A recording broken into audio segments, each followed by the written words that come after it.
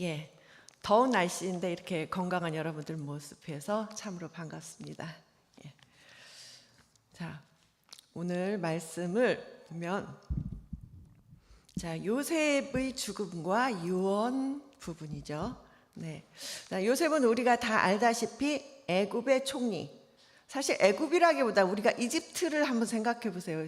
애굽이라고 번역이 됐는데 이집트는 세계 4대 문명의 그 찬란한 문명을 이룬 그런 나라입니다. 그 나라의 총리로서 지혜와 탁월한 능력으로 치리를 했어요. 그래서 바로 왕의 총애를 얻었고 백성들로부터 칭송을 받던 사람입니다. 그는 사실 세상 부러울 것 없는 부귀와 영화를 누리며 살았고 3대의 자손을 얻고 가정적으로도 화목하고 평안했습니다. 이제 그가 110세가 돼서 죽을 때가 되어 그의 형제들과 가족들과 그의 후손들에게 유언을 합니다. 자, 24절, 25절을 보면은 요셉이 그의 형제에게 이르되 나는 죽을 것이나 하나님이 당신들을 돌보시고 당신들을 이 땅에서 인도하여 내사 아브라함과 이삭과 야곱에게 맹세하신 땅에 이르게 하시리라 하고 또 이스라엘 자손에게 맹세시켜 이르기를 하나님이 반드시 당신들을 돌보시리니 당신들은 여기서 내 해골을 메고 올라가겠다 하라. 예, 이게 요셉의 유언의 핵심입니다. 자, 여기서 이제 한 가지 질문부터 오늘의 말씀을 시작해 보겠습니다. 왜 요셉은 굳이 자신의 뼈를 애굽 땅에 장사하지 말고 보관했다가 훗날 하나님께서 이스라엘 백성을 가나안 땅으로 인도하실 때 그때 메고 가서 가나안 땅에 묻어달라고 했을까? 그때 장사를 해달라고 했을까? 예, 이것이 오늘의 질문입니다. 왜 그랬을까요? 사실 요셉의 가나안 땅의 기억은 그다지 좋은 것은 아니었습니다. 그는 110세의 그의 생애 중에 겨우 17년을 가나안 땅에 살았어요. 가나안 땅에 사는 동안 어머니를 일찍 여의었고 그래서 늘 어머니가 없는 외로운 삶을 살았고 또 그 가나안 땅에 척박한 땅이었고 또 형제들은 아버지의 특별한 총애를 받았기 때문에 형제들이 늘 시기하고 미워하고 심지어는 죽이려고까지 했죠. 그래서 17세 나이에 상인들에게 팔려서 애굽에 와서 종이 됐어요. 그에게 생각하면 개인적으로는 아픔투성이에요. 상처투성이에요. 굳이 그 땅에 돌아갈 이유가 하나도 없어요. 반면에 그는 애굽에 와서 고난은 받았지만 30세의 젊은 나이에 그 대국 애굽의 총리로 등극했어요. 예. 그래서 정말 최고의 그 문명을 이룬 그 나라에서 부귀와 영화를 누리고 명예롭게 권력과 모든 사람들의 칭송을 받으며 그의 삶을 거의 100년 가까이 살았습니다. 100년? 총리가 된 이후로는 그럼 80년이죠. 그렇게 살았습니다. 또 그가 100년 가까운 세월을 애굽에서 살았으니까 어디에 더 익숙할까요? 그는 애굽의 문화에 더 익숙합니다. 그곳의 생활 습관, 문화 모든 것들이 그에게 더 익숙합니다.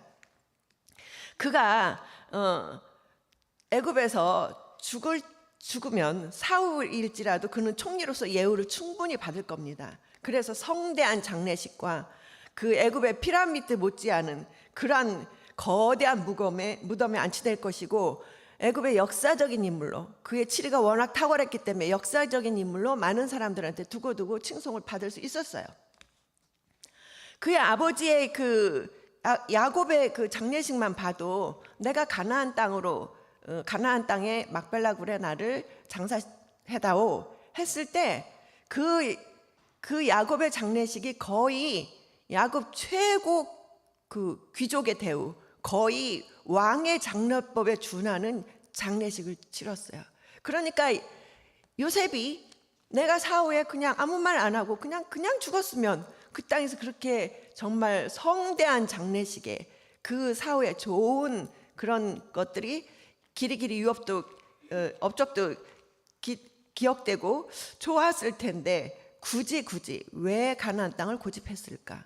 그리고 만약에 그가 정말 가나안 땅에 들어가길 원했다면 그냥 죽은 후에 바로 나를 아버지처럼 가나안 땅에다가 장사시켜다오 했으면 됐을 것을 왜 굳이 언제일지도 모르겠는데 하나님께서 이스라엘 백성을 애굽에서 출애굽하여 가나안 땅으로 인도하실 그때까지 나의 시신을 장사를 지내지 말고 보관했다가 메고 가서 거기에 장사 지내다오 이렇게 했을까라는 겁니다.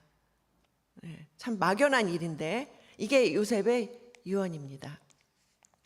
여기에 대해서 하나님께서 성경은 무슨 말씀을 전하고 싶은지 그의 생애와 그의 유언을 통해서 우리가 그 메시지를 한번 전하려 합니다. 첫 번째로는 하나님이 언약에 신실하신 분이라는 거예요. 그 언약에 신실하신 분을 우리가 믿어야 한다는 것입니다. 요셉은 진정으로 하나님이 언약에 신실하신 분임을 믿었어요. 신실하다는 뜻은 어떤 뜻이냐면 히브리어의 에무나라는 단어인데요. 구약에서는 하나님에 대해서 적용할 때는 하나님의 성품에 대해서 주로 말을 하는데 하나님의 성실하심, 불변하심, 어떤 일에도 흔들리지 않는 견고함. 그래서 이거는 특별히 하나님이 자신의 백성들과 맺은 언약을 이야기할 때 언급됩니다. 그래서 언약을 반드시 지키시리라, 변함없이 불변하게 지키시라는 의미로 언약의 신실하심을 묘사할 때 이 단어를 씁니다. 신명기 7장 9절에 보면 그런즉 너는 알라 오직 내 하나님 여호와는 하나님이시요 신실하신 하나님이시라. 이렇게 말하고 있습니다.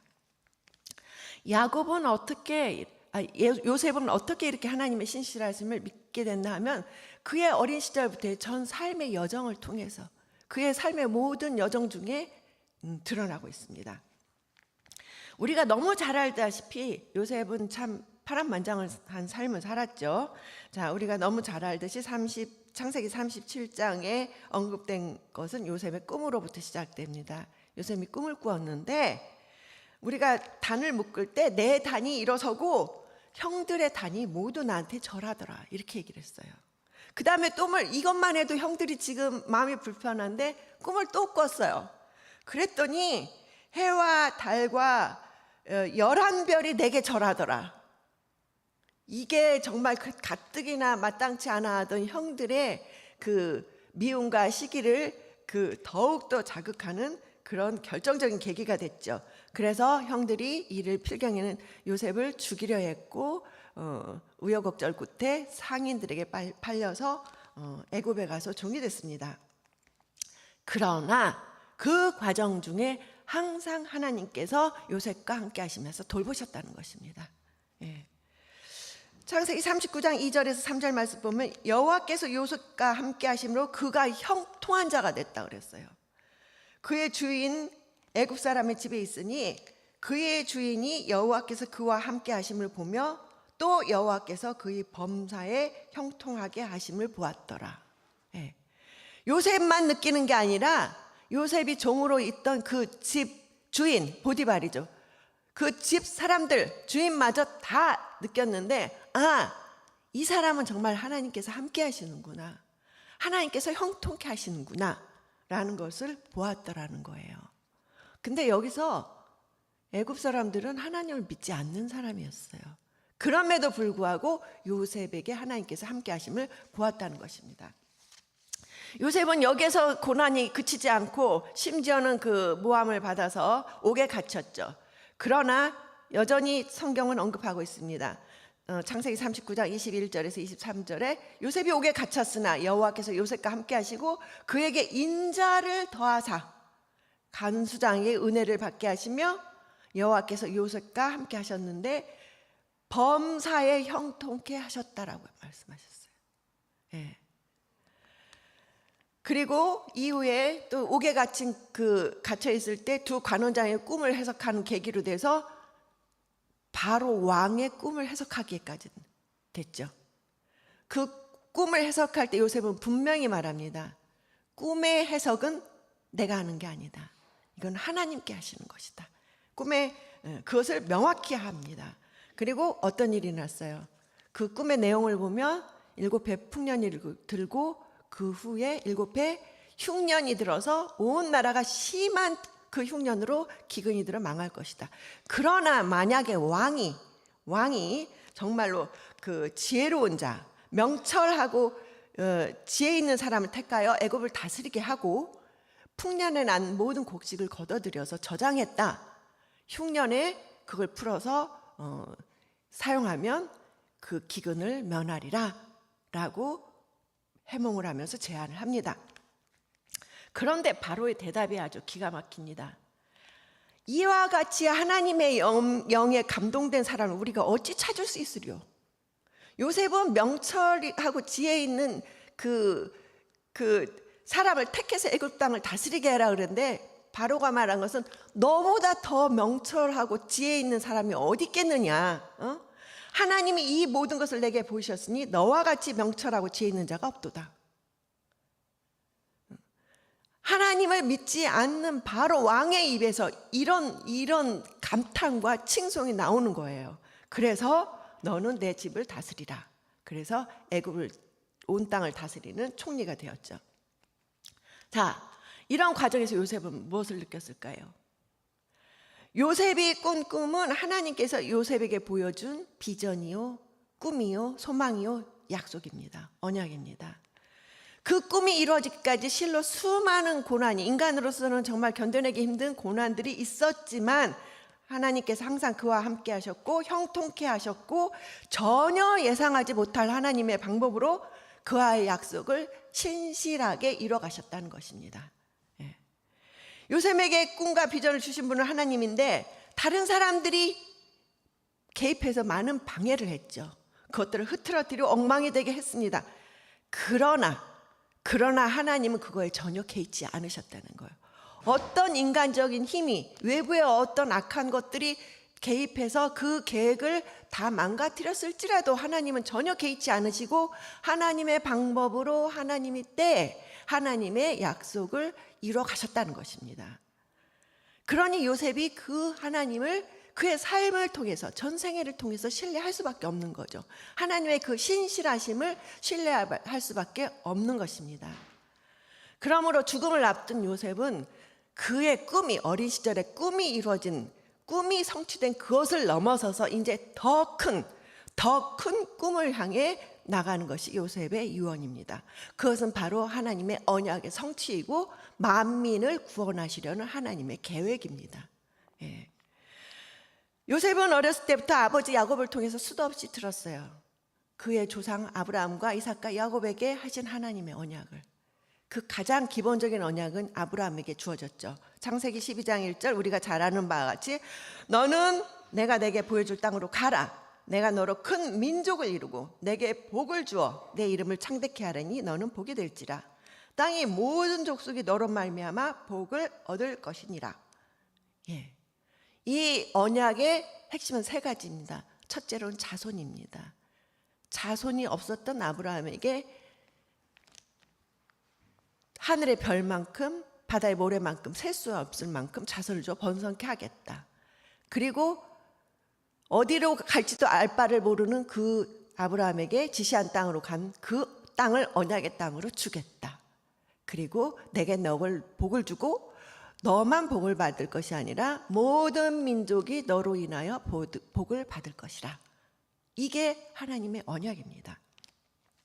그렇기 때문에 요셉은 그 꿈을 죽는 순간 다시 한번 그 언약을 소망하는 것입니다. 그래서 그 조상에게 주신 언약의 성취일 뿐만 아니라 창세기 50장 20절에 보면 그 형들에게 이런 말을 합니다. 당신들은 나를 해하려 했으나 하나님은 그것을 선으로 바꾸사 오늘과 같이 많은 백성의 생명을 구원하게 하시려 하셨다라고 말합니다. 그러니까 그가 애굽의 종으로 팔려온 것은 정말 형들이 악한 마음으로 했지만 하나님은 그것을 개의치 않으시고 그 악함을 오히려 선으로 바꾸셔서 그걸 어떻게 만 백성의 생명을 살리려고 보내셨다라고 요셉은 이해하는 것입니다. 그러므로 그의 소망은 언약의 성취이고 나아가서 만민의 생명을 살리는 것입니다. 그래서 그는 후손들에게 다시 한번 강조 맹세 언약을 하게 하는 겁니다. 24절 25절에 다시 한번 반복하지만 하나님이 당신들을 돌보시고 당신들을 이 땅에서 인도하여 내사 아브라함과 이삭과 야곱에게 맹세하신 땅에 이르게 하시리라. 25절에 하나님이 반드시 돌보시리라. 예, 이렇게 몇 번씩 강조를 합니다. 근데 이 돌보시다라는 말의 의미는요, 마음에 두다, 살피다, 관심을 가지고 돌보다는 거예요.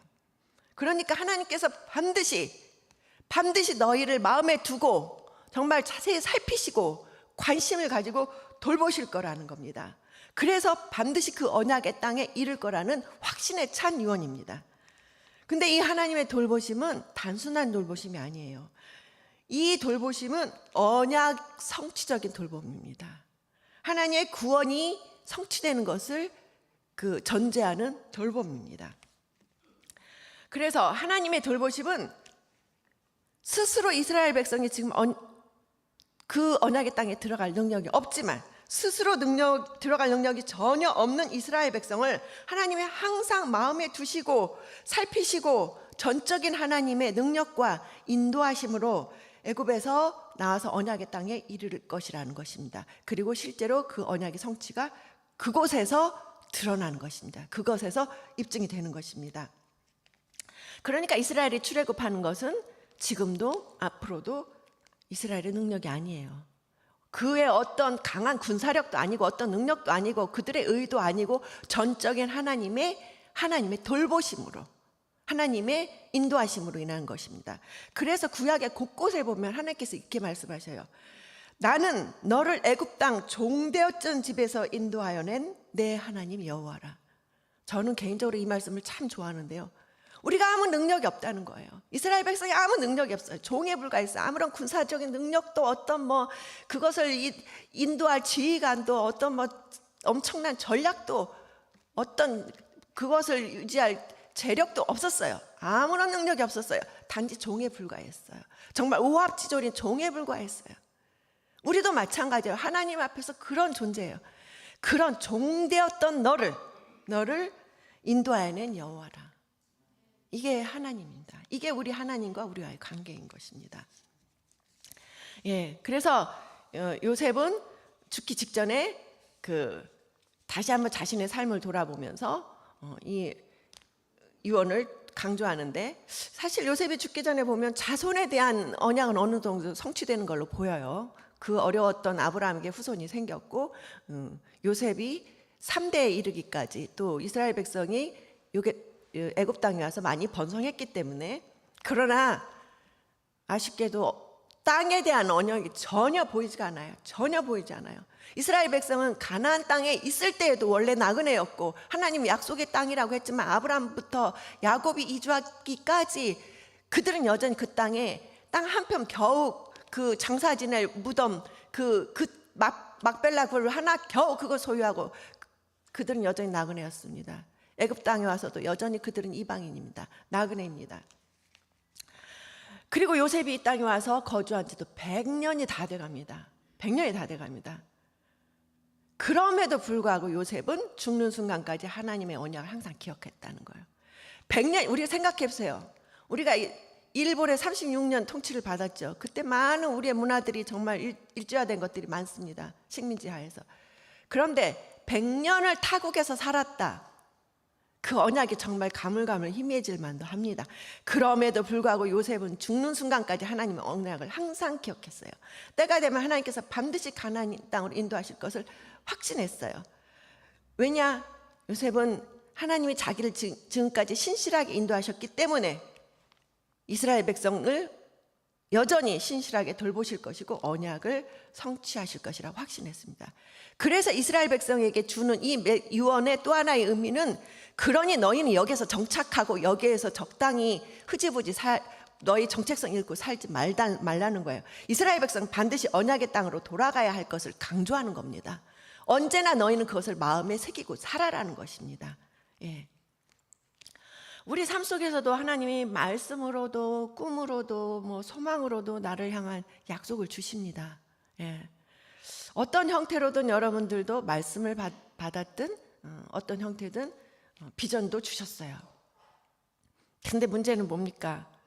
그것이 당장 내 눈앞에서 이루어졌으면 참 좋겠는데 그게 이루어지지 않는 거예요.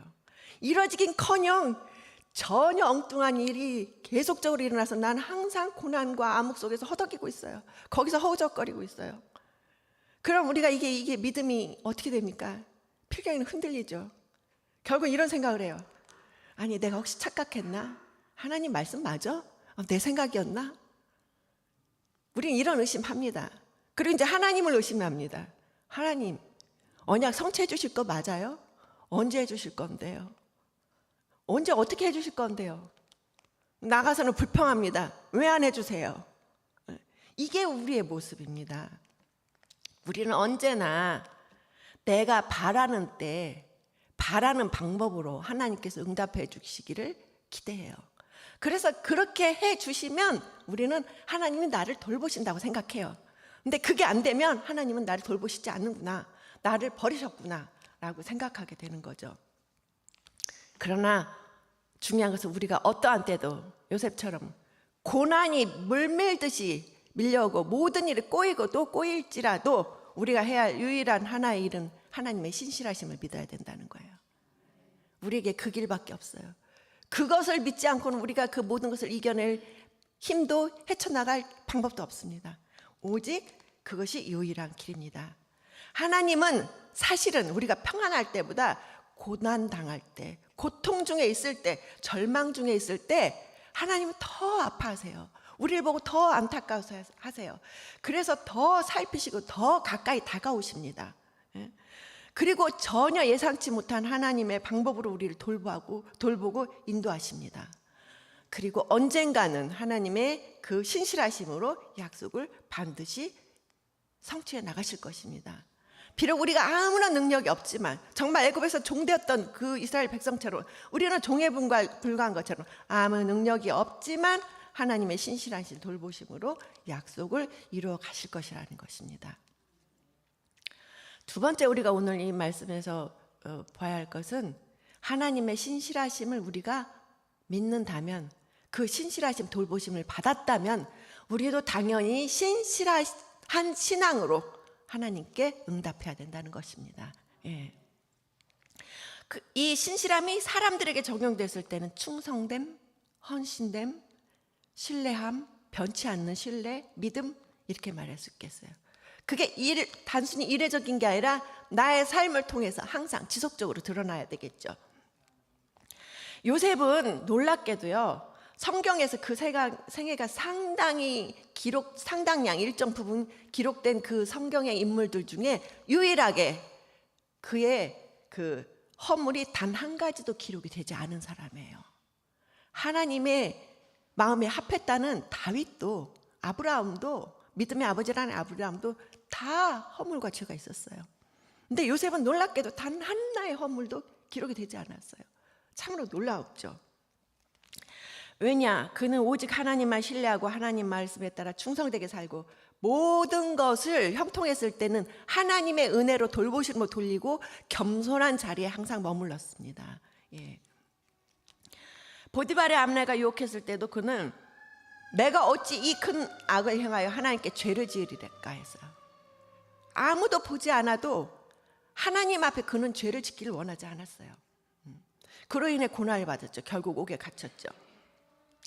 그런데 옥에 갇혀서도 얼마나 하나님이 물론 요셉에게 함께 하셨지만 간수장이 옥중 죄수를 다 요셉의 손에 맡기고 재반 사물을 요셉에게 다 처리하게 하고 간수장은 요셉에게 맡기면 아무것도 더 이상 체크도 안 했어요. 점검도 하지 않았어요. 왜 그랬을까요? 그가 그만큼 하나님뿐만 아니라 사람 앞에서도 신실하게 충성되고 신실한 사람이었다는 거예요. 예. 그래서 그런 요셉의 그 신실함으로 응답한 삶이 전생애 동안 이어졌고 형들이 자기를 넘긴 거에 대해서도 끝내 그는 하나님의 뜻 안에서 이거는 하나님께서 만백성을 구원하려고 나를 이 땅에 보내신 것이구나 라고 해석이 됐을 때 그는 그 형들을 아무런 그 그 더 이상의 미련이 없이 깨끗하게 용서할 수 있었고, 나아가서 그의 가족들을 다 돌봤어요. 애굽에 온 모든 가족들을 다 돌봤죠. 그러니까 하나님의 신실하신 심을 은혜를 입은 사람으로서 요셉은 우리는 하나님과 사람 앞에서 신실한 삶을 살아야 한다는 것입니다. 그 다음에 제가 오늘 드린 질문에 가장 확실한 답이 하나 있습니다. 마지막 메시지는 하나님의 신실하심을 믿는 자로서 우리는 하나님의 언약 성취의 도구가 되어야 된다는 것입니다. 예. 자, 요셉은 스스로 애굽의 총리로서 죽고 그 후에 누릴 수 있는 모든 특권을 포기했습니다. 다 버렸습니다. 그가 애굽의 총리로서 그 땅에서 죽고 장사 지냈다면 얼마나 성대한 장례식이 있었겠습니까? 아버지도 왕에 준하는 그 장례식 예우를 받았는데 요셉이 하물며 말할 게 있겠습니까?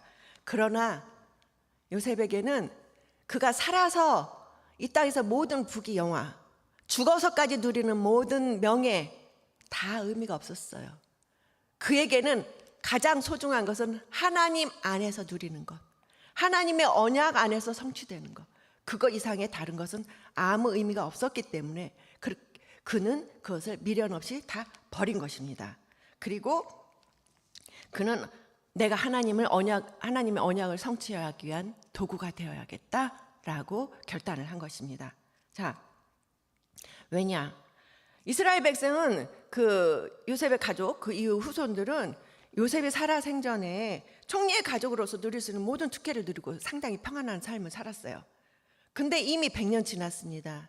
요셉의 사후에 언제일지 모르는 시간이 길어질수록 어떤 일이 일어날까요? 이스라엘 백성은 그들의 정체성을 잃어버릴 게 뻔합니다. 예. 자신들이 하나님의 택함을 받은 백성이라는 것도, 약속의 땅으로 반드시 돌아가야 하는 것도 그들은 잊어버리고 그들에게 애굽 문화에 동화되고 애굽 사람들에게 동화되고 그들과 결혼하고 그들의 문화에서 섞여서 살게 될 것입니다. 그렇기 때문에 게다가 더 중요한 것이 뭐예요? 애굽은 여호와 신앙 아니잖아요. 다신교이고 온갖 우상이 있잖아요. 그러면 이거 여호와 신앙을 다 잃어버릴 신앙의 위기에 처하는 것입니다. 그렇기 때문에 사실은 요셉은 처음부터 자기의 가족들이 애굽 땅에 내려왔을 때 이스라엘 본토에서는 구별된 고센 땅에 살게 했습니다. 예. 그런데 요셉이 살았을 때는 이런 그 요셉의 비호를 받았지만 요셉의 사후에는 이방인 나그네에 불과합니다. 이들이 어떤 일이 닥칠지 예측이 불가해요. 하나님이 언제 그들을 가나안 땅으로 인도하실지 모르는데 그 앞날이 예측 불가입니다. 게다가 그의 가족들과 형제들, 후손들도 지금 불안하기 짝이 없어요. 요셉이 죽으면 우리는 어떻게 될까? 이런 상황입니다. 그래서 그는 죽어서도 이스라엘 백성 가운데 내가 남아서 하나님의 백성을 언약을 이루는 도구가 되어야겠다는 겁니다. 내가 지금 바로 가나안 땅으로 갈 수도 있지만 나는 지금 그 출애굽할 때까지 여기 이 회중들 가운데 함께 남아야겠다라는 것입니다. 왜냐하면 요셉은 이스라엘 백성의 구심점이었어요. 그래서 그의 영향이 막강했어요. 시간이 흐르고 세대가 거듭돼도 그의 흔적, 그의 시신이 그 이스라엘 백성과 함께 있는 한 그 후손들은 그거를 왜 이럴까? 이 사람은 누구인가? 왜 여기에 장사되어 있는지 묻게 될 것입니다. 그리고 요셉의 이야기는 전해질 것이고 그 이야기를 통해서 그들이 누구인지 그들의 정체성은 계속 기억되고 전해질 것입니다. 예. 그렇기 때문에 요셉은 이 길을 택한 것입니다. 그리고 그들의 정체성을 잃지 않고 나아가서 하나님의 백성으로서 결속하도록, 흐트러지지 않고 결속하도록, 그래서 또한 언젠가 하나님이 부르실 때를 대비해서 준비하도록, 언젠가 우리가 가나안 땅에 돌아갈 것에 대비하며 늘 준비하며 살도록, 그렇게 그의 마지막을 요셉은 하나님의 도구로 쓰기로 결정한 것입니다. 그래서 히브리서 11장 12절에는 믿음으로 요셉은 임종시에 이스라엘 자손이 떠날 것을 말하고 또 자기 뼈를 위하여 명하였으며, 오늘의 유언이 두 가지죠. 이스라엘 백성이 가나안 땅에 들어갈 것이다, 떠날 것이다, 그리고 자기 뼈를 위하여 명하였다고 그랬어요. 근데 놀라운 것은요, 성경에서 요셉의 믿음을 어떻게 평가했냐라는 거예요. 요셉이 형통하여서 잘 먹고 잘 살았고 잘 치리했다, 이게 믿음이 아니에요. 요셉의 믿음이 어디에서 드러났다고요? 그의 형통할 때가 아니라 그의 하나님의 언약을 신실하게 믿음으로써 그가 회중 가운데 남아 있었고 그 뼈를 보관했고, 그리고 반드시 그때 나를 들고 가라는 이것에서 요셉의 믿음이 입증된다고 성경이 증언하고 있습니다. 그래서 요셉의 죽음은 절망이 아닙니다. 끝이 아닙니다. 새로운 소망입니다. 새로운 소망, 이스라엘의 출애굽의 발판이 되는 것입니다. 예. 실제로 요셉 사후에 우리가 다 알다시피 그들의 후손은 애굽에서 종리되어서 정말 그 엄청난 노역에 시달리며 고통 중에 살고 있었죠. 오랜 세월을, 거의 300년이 넘는 세월을, 300년 가까운 세월을. 그래서 이스라엘 백성이 애굽에 거주한 지 총 430년이 지난 때 하나님이 그들의 고통을 보시고 살피시고 돌아보시고 출애굽을 단행하셨습니다. 그때 출애굽 당시에 기록이 이렇게 출애굽의 13장 19절에 이렇게 기록이 되어 있습니다. 모세가 요셉의 유고를 가졌으니 이는 요셉이 이스라엘 자손으로 단단히 맹세하게 하여 이르기를 하나님이 반드시 너희를 찾아오시리니 너희는 내 유고를 여기서 가지고 나가라 하였습니다. 저는 이거 참 놀랍지 않아요? 너무너무 정말 감동적이에요. 이스라엘 백성이 출애굽 당시에 정말 경황도 없었고 그 막 10개 재앙 중에 출애굽하고 뒤에서 애굽 군대는 쫓아오고 이러는 상황에서도 불구하고 그 요셉의 유고를, 그 관을 가지고 출애굽했다는 거예요. 이건 뭘 입증합니까? 이스라엘 백성이 그 오랜 세월 동안, 거의 300년 세월 동안 요셉의 유언을 잊지 않았다는 거예요. 그들의 정체성을 잊지 않았다는 거예요. 그들이 반드시 이스라엘에 돌아가야 된다는 것, 가나안 땅으로 돌아가야 된다는 걸 그들이 잊지 않고 살았다는 것을 입증하는 겁니다. 예. 그리고 여호수아 24장 32절에 여호수아가 가나안 땅을 정복을 하고 마지막 죽음을 언급하면서 그 가장 마지막에 이렇게 언급되어 있습니다. 이스라엘 자손이 애굽에서 가져온 요셉의 뼈를 세겜에 장사하였으니 이것이 요셉 자손의 기업이 되었다. 드디어 요셉이 가나안 땅에 그 조상의 묘실에 묻혔습니다. 예. 자, 얼마나 참 감동적인지. 요셉의 생애를 우리가 다시 한번 돌아보면서, 그런데 요셉의 소망은 좀 더 큰 것이었어요. 요셉의 소망은, 궁극적인 소망은 이 지리적이고 물리적인 가나안 땅이 아니었어요. 어디였을까요? 하나님의 품, 영원한 하나님의 나라. 그것이 진정한 약속의 땅이었고 그곳에서 사는 거죠. 자, 우리 역시 하나님께 택함 받고 부르심 받은 하나님의 자녀입니다. 우리가 어떻게 살아야 할까요? 우리도 뭐 요셉처럼 총리가 돼서 엄청난 그런 영향력을 못 가지더라도 적어도 내 삶의 자리에서 조그만 언약의 성취의 도구로서 조그만 발자취는 남겨야 되지 않을까요? 네. 자, 물론 예수님이 이 땅에 오셔서 십자가의 죽음을 통해서 우리 구원을 이루심으로 하나님의 언약은 성취됐어요. 그러나 하나님의 언약과 구원의 역사는 아직 완성되지 않았습니다. 예수님의 재림의 날 그때 완성될 것이고 그때까지 하나님 나라는 더욱더 확장되어야 할 것입니다. 그러니까 우리는 언약에 신실하신 하나님의 큰 은혜로 구원받은 자로서 하나님의 나라의 확장을 위한 도구가 되어야 함이 당연하죠. 예. 그래서 뭐 제일 우리가 당연히 해야 할 것은 우리 자손들, 당연히 믿음의 자녀로서 세워야 될 것이고, 내 삶의 주변과 세상에 좀 더 세상을 그저 그냥 무심코 보지 말고 영적인 눈으로 바라봐야 할 것입니다. 우리가 무심코 지나가면 세상에 아무 일도 없는 것처럼 보여요. 내가 할 일도 없는 것처럼 보여요. 그러나 내가 영적인 눈을 가지고 세상을, 내 주변을, 내 이웃을 좀 더 세밀하게 보면은 거기에 우리 할 일은 너무너무 많습니다. 그곳에서 우리가 우리 스스로 해야 할 일을 찾아야 할 것이에요. 각자 삶의 상황이 되기 때문에 다르기 때문에 무엇이라고 구체적으로 여기서 말할 수는 없지만 자기 삶의 자리에서 우리가 해야 할 일은 너무너무 많습니다. 그것을 스스로 찾아야 할 것이고 그것을 우리가 행해야 되겠죠. 요셉처럼 정말 살아서도 죽어서도 하나님 앞에서 우리가 신실하게 해야 할 것입니다. 그렇게 우리가 충성된 하나님의 도구가 될 때, 그때 우린 정말 하나님께서 잘했다, 충성된 종아, 신실한 나의 종아라고 말하실 것입니다. 그리고 우리가 하나님 나라에 그 영원한 언약의 땅에 그 땅에서 영원한 생명을 누릴 것입니다. 여러분 모두 그 축복 누리시기를 주님의 이름으로 축원합니다. 기도하시겠습니다. 하나님, 오늘 요셉의 그 마지막 유언을 통해서 그의 삶을 통해서 우리를 돌아봅니다. 우리는 참으로 정말 종에 불과합니다. 아무런 능력도 아무것도 할 수 없는 자입니다. 그러나 요셉이 그랬던 것처럼 우리도 하나님의 신실하심을 늘 믿음으로 믿고 나가길 원합니다. 그리고 요셉이 했던 것처럼 우리도 역시 사람과 하나님 앞에서 늘 신실함으로 살길 원합니다. 그러기 위해서 우리는 하나님의 도구가 되길 원합니다. 비록 작고 보잘것 없는 우리지만 적어도 제 삶의 자리에서, 각자의 삶의 자리에서 하나님의 도구로서 우리가 맡은 일을 찾아서 스스로 잘 해나갈 수 있도록 우리를 힘주시고 붙잡아 주시고 인도하여 주시옵소서. 모든 말씀 우리 주 예수 그리스도 이름으로 기도드립니다.